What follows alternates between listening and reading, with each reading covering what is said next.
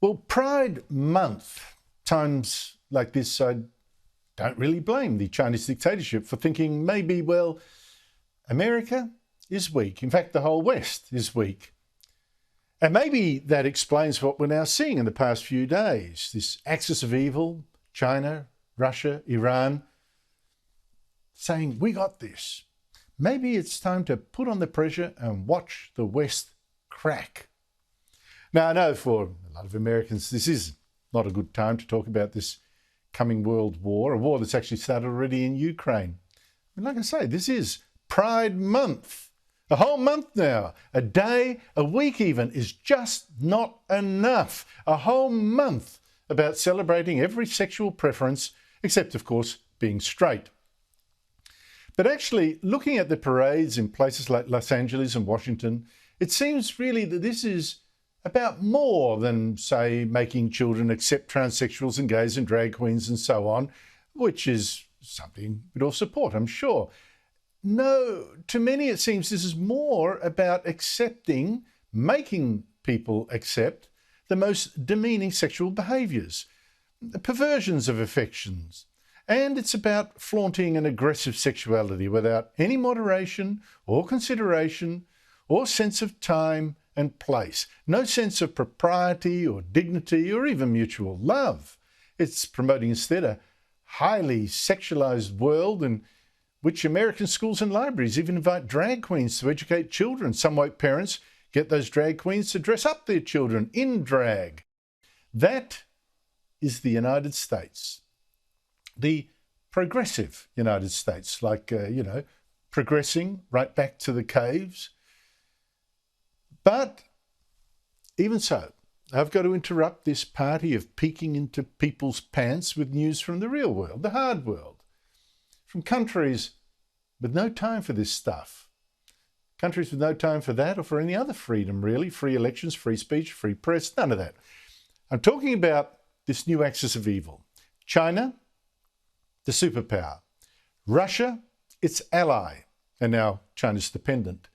And Iran, the Islamist theocracy that's sheltering under China and Russia, getting its help. Those three countries, united by a commitment to tyranny and to censorship, have stepped up their military cooperation, holding joint military exercises around the world, including the Indian Ocean last January. And they back each other in the United Nations, for instance. But in this last week or two, I've got to say, there seems to be a dangerous change, a step up. Let's go back. In February, China's President Xi and Russia's President Putin met at the start of the Beijing Olympics to sign a pact promising a friendship with no limits. No limits, they said. They said the United States was on the way out and a new world order was now rising, obviously with these two countries at the top. And in this pact, Russia backed China's claims on Taiwan, which is an independent island democracy that China says it wants back. And China backed Russia over Ukraine. And 2 weeks later, with Xi safely at his back, Putin sent in his army to invade Ukraine and turned it into a Russian-controlled state. This was, in fact, that first battle in a new world war. Of course, the whole thing turned out to be a bit of a disaster for Putin. His army got smashed, suffered terrible losses, while the West rushed weapons to Ukraine to help it defend itself. But now, 15 weeks of war later, Ukraine says it's running out of ammunition. The heavy weapons it needs from the West, in what's now an artillery duel with Russia, aren't coming fast enough. Russia isn't winning this war. It's actually a bit cross that China hasn't sent it some military weapons. China's a bit too canny to get involved that much. But Russia is not losing this war either. Not yet. And I think China is figuring that the West is actually getting bored, and there are plenty of signs of that. West moving on. And getting a bit sick too, the pain, huge jumps in the price of gas, of petrol, of food. Joe Biden, US president, is sure sick of that. And I'm sure that China counted on just that.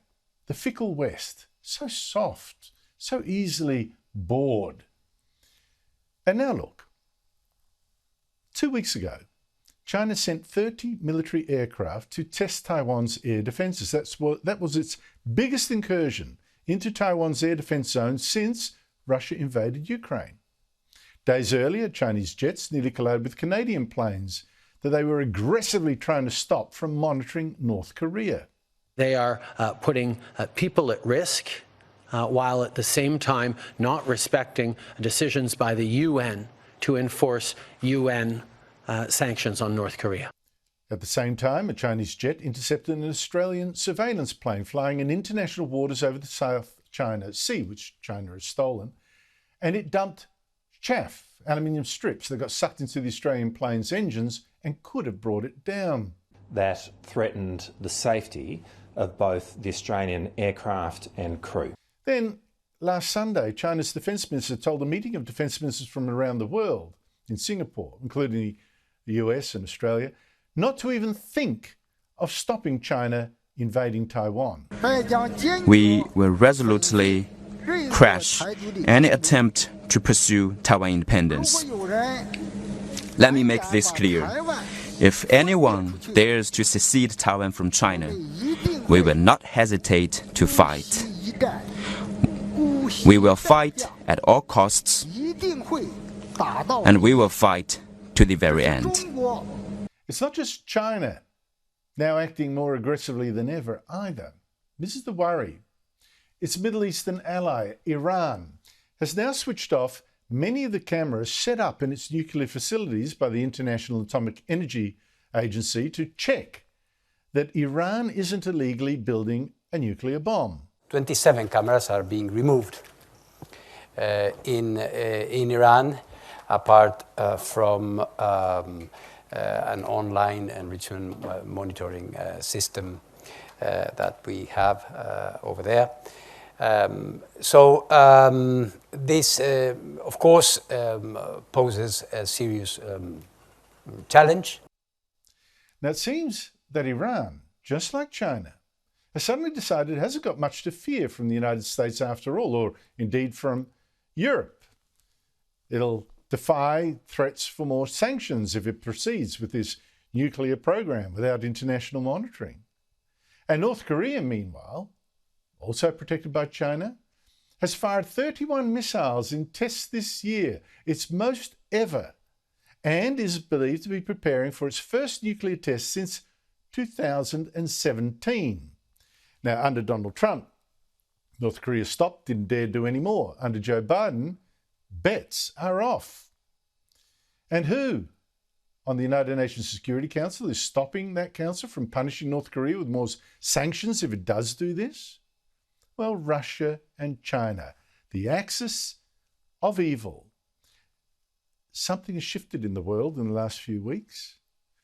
And I think the West is now looking around, or it should be, for someone who can lead it in this time of decline at home and peril abroad.